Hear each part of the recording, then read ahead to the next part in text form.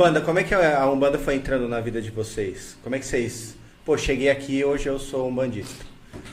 Quer falar primeiro? Vai lá, eu dou a oportunidade pra Branco. Não, eu acho que assim, a Umbanda meio que acontece. É aquilo que a gente sempre... Eu sempre frequentei centros e tal, sempre fui procurar, eu sou muito curioso, né? Então eu sempre fui olhar, tipo, enfim, fui em Candomblé e as pessoas que eu me relacionava também eram da religião. E aí eu fui conhecendo, assim, mas aí, tipo, eu achava que era muita dedicação. E efetivamente é, né, Miriam? Muita dedicação, o André sabe também. E aí eu falava, mano, né, exige muito, assim. E eu que passei pela igreja também, assim como o André, a gente também precisa de uma dedicação, né? E aí vem essas lembranças e a gente fala, não quero mais tanto isso, porque depois de adulto a gente fica cansado, né? A gente fica mais família, né, enfim. E aí o meu melhor amigo, né, um dos meus melhores amigos, ele é meu pai de santo hoje, ele falou, não, vamos lá pra você conhecer e tal. E aí eu fui procurar conhecer um pouco, mas aí também não... Eu fui quando eu tava na merda, que é o que a maioria das pessoas fazem. Quando tá na merda, aí vai atrás, aí eu fui lá, procurei meu amigo e falei, vamos jogar. E aí fui jogar, fui tirar ebó, e aí eu falei, eita, eu tenho que fazer, é isso que eu tenho que fazer. E aí veio tudo no bus e tal, e aí efetivamente eu entrei de cabeça. Foi isso, tem pouco tempo, assim, acho que uns 3 anos e pouquinho, mais ou menos. Vamos deixar o mais tempo pro final? É tempo. Eu fui muito louco, né? Porque eu sempre fui evangélico, fui criado numa família evangélica. Então fui, né, no caminho da família ali. Eu sempre fui músico, né? Tipo, de samba, pagode, tinha grupo de pagode e tal. E eu na igreja tinha uma bateria, era tipo bateria de escola de samba e era da igreja. E aí, tipo, a gente ia pra Marcha pra Jesus, tocava, era sambão, assim. E aí eu lembro que eu ia, mano, muito porque eu gostava muito de tocar, de carnaval e tal. E é coisa que a igreja, né? Mas eles pegam ali a nossa história, né? E põem lá dentro da, né? Vamos se apropriar aqui, mas aí a gente canta pra Jesus. E aí, cara, comecei a ver umas coisas na igreja que pra mim não fazia sentido. A atitude de algumas pessoas que não fazia sentido. Eu falei, cara, não vou mais e tal, é isso. Vou ficar afastado. Parei de ir pra igreja. E aí, minha esposa sempre foi de terreiro, ela começou a frequentar terreiros e tal. E aí ela entrou numa casa pra ser filha da casa, tal, começou a frequentar terreiro. E aí ela me tirava muitas dúvidas, assim, que eu tinha, sabe? Tipo, de perguntar, e ela falava, não, porque é isso, é aquilo, isso, é aquilo. Então eu perdi todo o preconceito, sabe? O medo também que eu tinha. Eu falo até isso no palco, que eu tinha medo. E aí eu perdi todo esse preconceito, o medo. E aí eu lembro uma vez que as entidades chamam, né? Tipo assim, eu não iria num terreiro, cara. Eu não tipo assim, nunca tive vontade de falar assim, hoje eu vou. Nunca tive essa vontade. Mesmo a minha esposa já indo, tá ligado? E aí eu lembro que ela comentou lá no terreiro que eu tocava e tal. E aí o Eliseu fazia uma gira lá. E aí o Ogan que toca na casa não ia poder ir. Aí eles pegaram, a minha esposa comentou que eu tocava.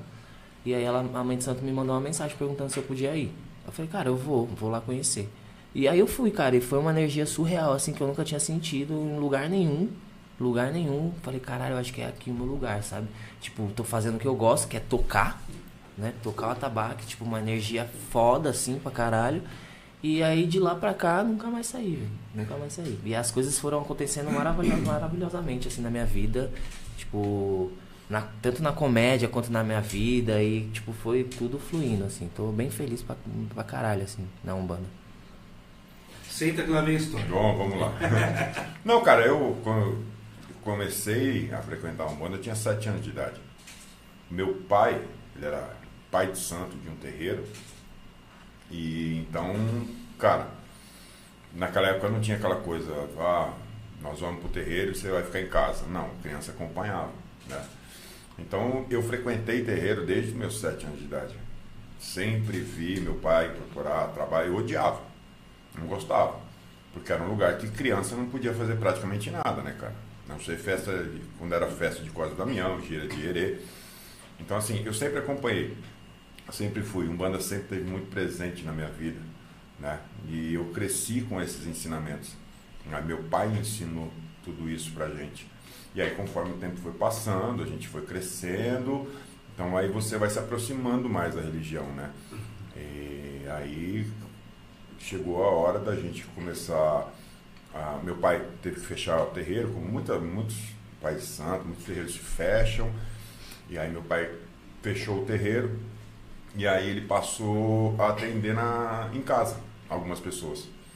E aí a coisa começou a crescer, porque meu pai começou a atender, porque é o parente, é o primo que está precisando, é a vizinha que está precisando de alguma coisa, assim, entendeu? E sabe.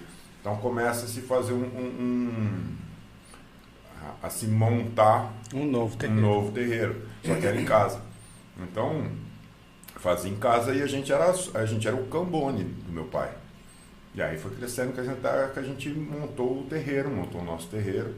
E aí já se vão 33 anos como chefe de terreiro também. Hoje meu pai ainda é vivo, mas ele não trabalha, né? E então, cara, a Umbanda sempre esteve presente comigo, cara. Os ensinamentos da Umbanda eu trago desde quando eu tinha 7 anos de idade. Quando tem um chamado, você pode correr, pode... Não tem... É isso. É exatamente isso. Atesto que é isso mesmo. E era uma coisa a gente muito... pega eu até falo, não tem o que fazer. Eu até falo no meu show solo, cara, porque era uma época que, assim, que a gente fala hoje de preconceito, mas eu tô falando isso de década de 70, cara. Meio da década de 75, 79, essa onde meu pai ele era chefe de terreiro, mas ao mesmo tempo ele montou uma comunidade no bairro lá onde a gente morava, na Vila Alpina, que era nada mais que uma igreja, né? Uma pequena igreja. Eu sou da Vila Prudente, cara. Você é da Vila Prudente? É. E ele montou na Vila Alpina, a comunidade da Vila Alpina. Então eu falo que meu pai era agente duplo, né? Por quê? Porque se você falasse que pensa, cara, estamos em 78, 79, você fala que você é macumbeiro, que você é Umbanda, irmão, você imagina, cara, o preconceito que tinha. Sim. Então meu pai meio que fazia meio jogo duplo. Até a hora que ele falou, cara, eu tenho que escolher, e ele escolheu a Umbanda, cara. É isso aí. Ele fez a parte dele, tudo, mas ele escolheu a Umbanda para tocar. Cara, eu sou protestante evangélico, né? Você é o quê? Protestante, eu sou evangélico. Gente, obrigado, valeu. Você é crente, é isso? Mas assim, qual igreja que você vai? Eu sou presbiteriano. Presbiteriano. No grau de discriminação e preconceito versus a Umbanda, que nível que eles estão? Tudo igual. Mas o que eu queria falar pra vocês é que eu tenho um grande amigo que ele é da Umbanda. Eu tenho até amigos que são, eu sei. Essa é a fala maravilhosa. É ótimo. Não. Eu tenho até amigos que são. É diferente, o que eu vou falar pra você é diferente. Apesar da minha crença não ter mudado, eu tenho um respeito pela Umbanda hoje, por conversas que eu tive com ele, por ele me explicar a crença, por ele me explicar muitas coisas que eu não tinha por criação na igreja. Então, assim, apesar de eu ser evangélico, cara, uma das coisas que eu tenho uma crítica enorme é quando a gente tem discriminação com as pessoas pela fé que elas resolvem seguir na vida delas. Cara, a tua fé é essa porque faz sentido para você. A tua fé era evangélica porque fazia sentido, talvez, para você, porque a sua família era evangélica. Ela fez meio que imposto, né? Imposto, e ela deixou de fazer sentido para você, você foi procurar outra coisa. Exato. Mas eu tenho um respeito enorme, cara, pela Umbanda hoje. Porque eu acho que é uma religião extremamente bem estruturada. É uma religião que cuida das pessoas. Não escolhe de quem ela cuida, pautada na caridade. De quem ela cuida, diferente de muita igreja evangélica por aí, tá? Né? E é o que faz, eu falo por mim, eu não tenho tanto esse respeito com o crente, entendeu? Por esse caminho, porque assim... porque assim, é muito fácil você pegar um trecho da Bíblia ali e ditar e falar assim, Deus está falando aqui que viado vai pro inferno, não pode. Está falando aqui, que demônios são Exus. Então é muito fácil você criticar a fé do outro. Mas não tem na Bíblia isso. Não tem, exatamente. A sexualidade do outro por conta do que está escrito, né? Se você segue os 10... Porque assim, a gente que nasceu na igreja, a gente também tem esse conhecimento, né? A gente também tem esse conhecimento. Então tá lá. O que tá lá? Nos 10 mandamentos de Deus. Qual que é os principais 10 mandamentos de Deus? Amar o próximo, independente do que ele seja. E não tem esse amor ao próximo. Não tem. Então, é aí que tá. Se os primeiros... Deus tá falando lá, Jesus, sei lá, enfim, no versículo tal, que eu não vou lembrar agora, porque eu estudei há muito tempo atrás, mas tá lá. Que algum determinado momento, uma interpretação diz que o relacionamento homoafetivo, porque não tá lá escrito o relacionamento homoafetivo, tá falando um homem que não sei o que deita com outro homem, alguma coisa assim. Porém, isso é no Velho Testamento, quando Jesus vem no Novo Testamento e salva aquele que o guarda lá, um guarda vem romano, e aí ele fala assim, o meu parceiro, ele está enfermo e precisa da sua ajuda.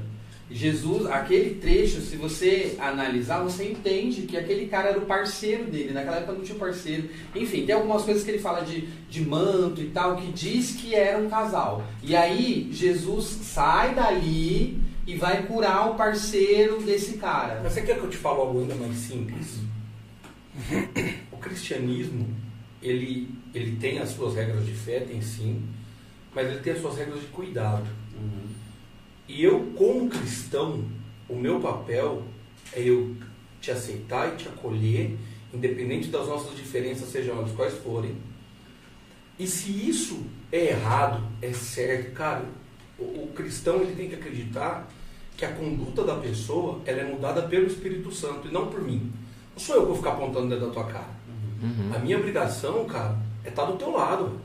Se você precisar, eu tenho que te ajudar. Eu tenho que estar do teu lado, independente da tua religião, da tua orientação sexual, seja lá o que for.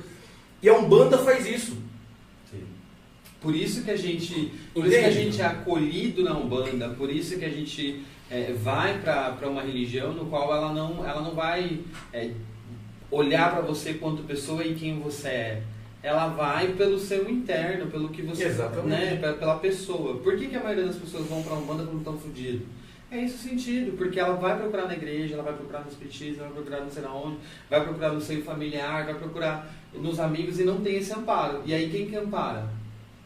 A Umbanda. A Umbanda abre o braço e fala, não, vem. Ele é acolhido ali. É acolhido, por isso que a gente tem, a gente acaba se sentindo mais acolhido, a gente acaba... eu acredito muito nessa questão espiritual mesmo, da gente ter uma missão, né? Eu acho que a gente tem uma missão que é enviada por Deus, enfim. E a gente tem os nossos orixás, então cada Umbanda, né, segue a sua vertente, mas a gente também acredita em Deus, sabe? Então assim, a gente também tem Deus, a gente também, os orixás são forças da natureza, são energias, ali tem uma imagem que representa, não é que a gente adora imagem. Então assim, as pessoas elas deturpam muito o que efetivamente acontece lá dentro, porque elas têm medo.